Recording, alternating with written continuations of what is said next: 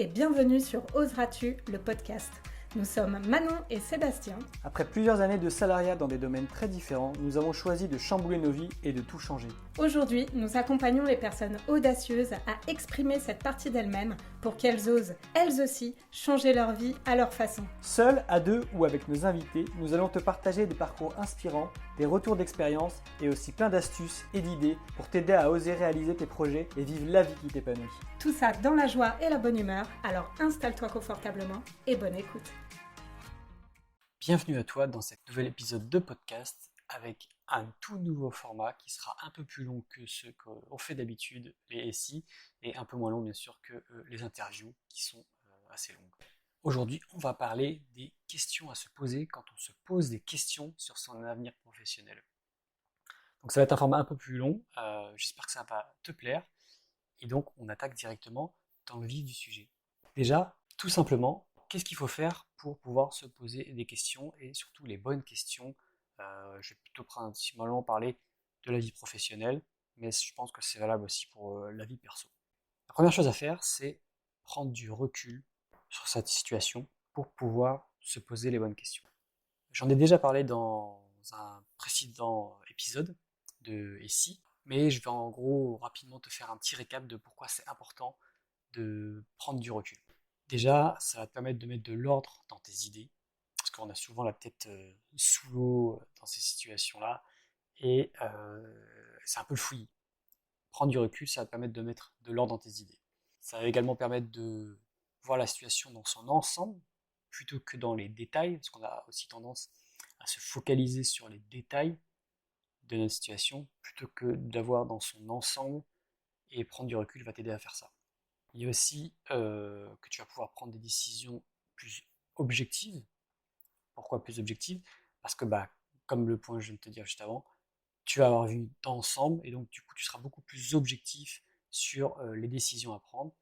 Et ça va aussi réduire ton impulsivité parce que bien évidemment que quand on est focus sur quelque chose et qu'on n'arrête pas, on a tendance à être dans l'action. Même si c'est pas une action bénéfique pour nous, on a tendance à prendre des décisions rapides, etc. Et donc, prendre du recul va t'aider à réduire l'impulsivité de tes choix. Et en général, c'est plutôt une bonne chose. Encore quelques points. Ça va aussi t'aider à déterminer ce qui est vraiment important pour toi. Et bien évidemment, ça va te permettre de moins stresser parce que tu auras beaucoup plus d'espace pour réfléchir au niveau de ton cerveau, ton mindset. Ça va t'alléger en poids et donc tu auras beaucoup moins de stress pour prendre tes décisions. Donc ça c'était rapidement en gros les points importants à revoir de l'importance de prendre du recul avant même de se poser des questions sur notre situation professionnelle pour faire des choix. Du coup là je vais t'inviter à prendre un stylo et une feuille pour pouvoir te mettre à l'aise et vraiment réfléchir à ce que je vais te partager par la suite en étant un peu plus posé. Donc voilà, si tu es en voiture, bien évidemment, tu peux écouter quand même le podcast, mais il sera quand même peut-être judicieux d'y revenir une fois que tu seras au calme pour pouvoir justement aller plus loin dans ta réflexion et sur les questions que je vais amener dans cet épisode. Donc, les questions à se poser quand on se pose des questions sur son avenir professionnel. Donc la liste que je vais te donner n'est pas exhaustive bien évidemment, qu'il y en a plein d'autres et c'est propre un petit peu à chacun, mais ça va déjà te donner une petite perspective de ce qui peut être intéressant de se poser une fois qu'on a pris du recul, bien évidemment. Première question, comment est-ce que tu te sens dans ton taf, dans ton travail, objectivement? Alors j'ai objectivement pourquoi? Parce qu'on a tendance à inclure beaucoup de choses dans notre ressenti quand on vous pose cette question. Et moi je te parle de toi, réellement toi, comment tu te sens? Donc ça ne prend pas en compte les collègues, s'il y en a, juste toi. Parce que c'est assez facile de se sentir, alors c'est pas pour le cas pour tout le monde, mais c'est assez facile de se sentir bien, pas parce que ça se passe bien avec nos collègues. Objectivement, ouais, j'ai mes collègues et tout, donc ça se passe bien. Mais concrètement, dans le travail en lui-même, je me sens pas si bien. Donc voilà, déjà la première question, c'est de savoir comment tu te sens dans ce travail. Deuxième question, qu'est-ce qui te motive vraiment dans ton travail? Qu'est-ce qui te rend heureux? Qu'est-ce qui te rend heureuse? Qu'est-ce qui te procure du plaisir? Qu'est-ce qui te procure de la joie dans ton travail actuellement? Voilà, question simple, mais c'est important, je pense, d'y répondre. Donc, prends le temps de réfléchir à ça et de l'écrire. Une autre question qui est très importante, selon moi, c'est quelles sont tes valeurs et sont-elles respectées dans ton travail? Ça, c'est hyper important parce que si dans ton travail, tes valeurs à toi, tes valeurs profondes, celles que tu défends et celles qui t'animent, ne sont pas respectées dans ton travail, tu vas te sentir pas à ta place, les décisions qui vont être prises par toi ou par l'ensemble ne te correspondront pas forcément. Et il va y avoir un sentiment de mal-être, de non-épanouissement qui va revenir régulièrement. Et ça peut même aller un peu plus loin. Que ton travail soit aligné aussi avec tes valeurs profondes, c'est quelque chose qui est hyper important. Sinon, tu ne te sentiras pas à ta place. Donc voilà, ça c'est une question qui est intéressante à se poser. Autre question qui peut être bien, c'est trouves-tu un équilibre entre ta vie pro et perso? Est-ce que, objectivement, si je te pose la question aujourd'hui, est-ce que tu sens un équilibre entre ta vie pro et perso? Voilà, comment tu te sens par rapport à ça? Est-ce que tu arrives bien à jongler entre les deux? Est-ce qu'il y en a un qui déborde complètement sur l'autre? Voilà. Ça, c'est bête, c'est basique aussi. Mais quand on y réfléchit, tout est souvent très lié et donc l'un comme l'autre doit être à peu près à l'équilibre pour que ce soit au mieux. Et donc cette question est intéressante à se poser. Encore deux petites questions. Ton travail actuel est-il aligné avec les objectifs à long terme? Ça, c'est une question un peu de projection, mais qui est importante aussi à faire. Pourquoi? Et je ne parle pas que d'objectifs financiers. Alors, bien sûr, les objectifs financiers entrent en compte dans la liste des objectifs, mais il y a plein d'autres objectifs, que ce soit au niveau de ta famille, de tes envies, etc. Est-ce que ton travail actuel est aligné avec tes objectifs à long terme? Est-ce que ça, c'est possible ou c'est des choses qui s'entrechoquent et qui ne vont pas ensemble? Si c'est le cas, voilà, des questions vont être intéressantes à se poser par rapport à ça. Mais voilà, prends le temps d'y réfléchir, de passer quelques minutes dessus, voir si c'est quelque chose qui va bien ensemble. Et enfin, dernière question, est-ce que tu te vois faire ce travail, le travail que tu fais du coup, pendant encore 5, 10 ans? Est-ce que tu te vois faire ce travail dans 5, 10 ans? Ça aussi, ça paraît une question basique, mais on ne prend pas le temps souvent d'imaginer trop l'avenir à long terme, on pense souvent à l'avenir à court terme. Voilà, est-ce que si tu te projettes un petit peu, dans 5, 10 ans, tu te vois toujours dans ce travail? Si oui, ok, parfait. Sinon, pourquoi? Comment? Voilà, qu'est-ce qui n'irait pas? Qu'est-ce que tu ressentirais? Voilà. Tout ça, c'est vraiment intéressant pour savoir un petit peu comment tu te projettes sur l'avenir. Et il n'y a pas de honte à ne pas vouloir faire ce travail pendant 5, 10 ans.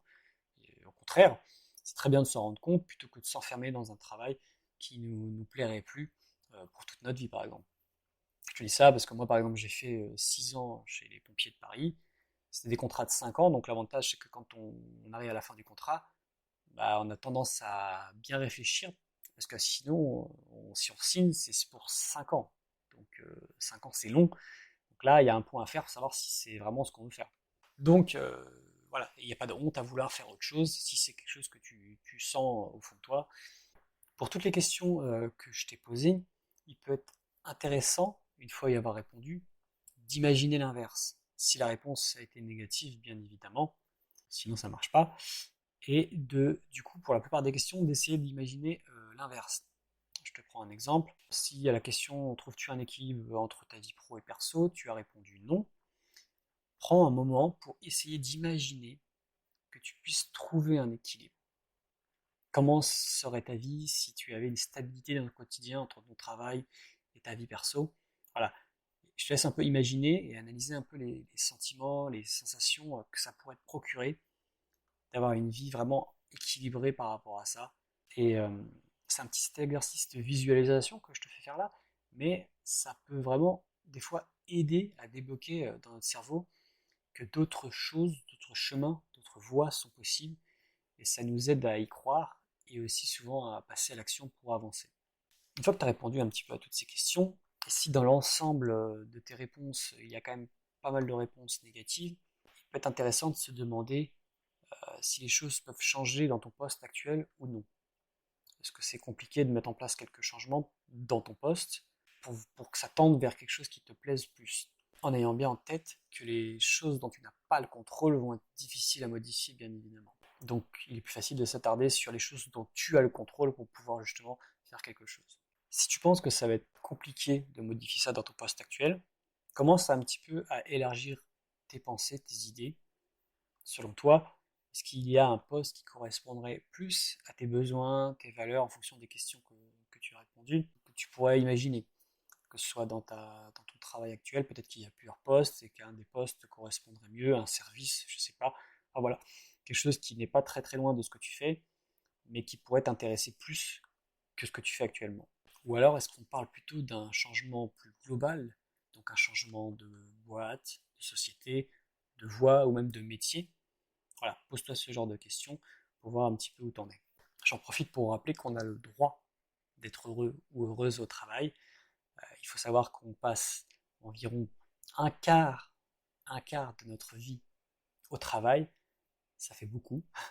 Donc, autant faire en sorte qu'on puisse trouver quelque chose qui nous nourrit réellement, et pas seulement au sens alimentaire, quelque chose qui nous nourrit au quotidien pour qu'on se sente bien et que le travail ne soit pas un fardeau ou juste pour assouvir à ses besoins. Si on peut, c'est quand même mieux de pouvoir faire quelque chose qui nous plaît. Et je pense qu'il n'y a pas de fatalité et qu'il est possible de tout réinventer à partir du moment où on s'en donne les moyens. Si tu en es à ce niveau-là, probablement que la première chose qui pointe le bout de son nez pour toi, c'est la peur du changement, avec toutes ces questions que ça entraîne, etc. Et c'est normal. On n'aura pas le temps de tout dire sur la peur du changement dans ce podcast, parce qu'il y a énormément à dire, et je pense que je ferai un épisode entier sur cette peur, la peur du changement. Néanmoins, je peux quand même te donner une petite astuce pour tenter d'appréhender un petit peu ta peur du changement. Bien souvent, la peur, que ce soit le changement ou autre d'ailleurs, est une masse un peu informe, pas très claire, une espèce de brume qui se balade comme ça. Alors mon astuce pour toi, c'est d'oser plonger dedans pour voir un peu à quoi elle ressemble de l'intérieur. Savoir concrètement de quoi on parle. Parce qu'au final, quand on a peur, c'est souvent parce qu'on ne connaît pas les conséquences, on ne sait pas ce que c'est, on ne sait pas de quoi on a peur au final. En allant, par exemple, imaginer le pire scénario possible lié à ce changement. Car la plupart du temps, on se rend compte que, objectivement, le pire scénario possible, si on change de travail, de poste ou ce que tu veux, bah, c'est pas si horrible que ça. On s'en fait toute une montagne, des risques, et on n'imagine même pas les bénéfices qu'on pourrait avoir.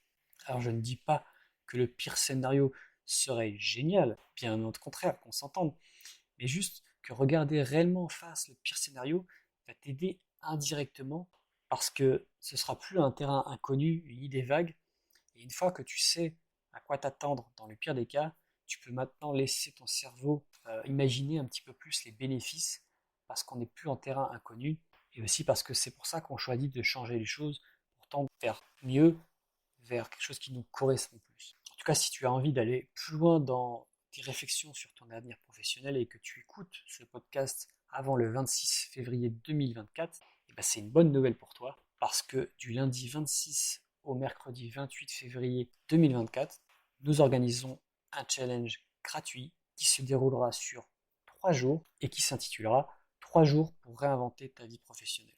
Durant ces 3 jours, nous allons aborder plein de sujets tels que comment faire l'état des lieux de ta vie pro et clarifier ton avenir professionnel, identifier ce qui peut t'empêcher de te construire une vie pro épanouie, t'aider à muscler ta confiance en toi et en ton projet, apprendre à développer ton audace et à réaliser les actions qui comptent vraiment pour faire bouger les choses. Voilà un petit peu ce que tu pourras retrouver pendant ces 3 jours de challenge. Je pense qu'il y aura vraiment un maximum de valeur qui va être partagée et bien évidemment de la bonne humeur. Si tu ne connais pas, tu vas apprendre à nous connaître. En général, ça se passe toujours de bonne humeur et c'est souvent un très bon moment qu'on partage avec toi et avec la communauté. Donc ça va être génial. Si ça te tente, tu as juste à t'inscrire avec le lien qui sera en description. Et puis on a hâte de t'y retrouver. On arrive à la fin de cet épisode de podcast. Je te dis à la prochaine. C'était Sébastien d'Oseras-tu. Ciao.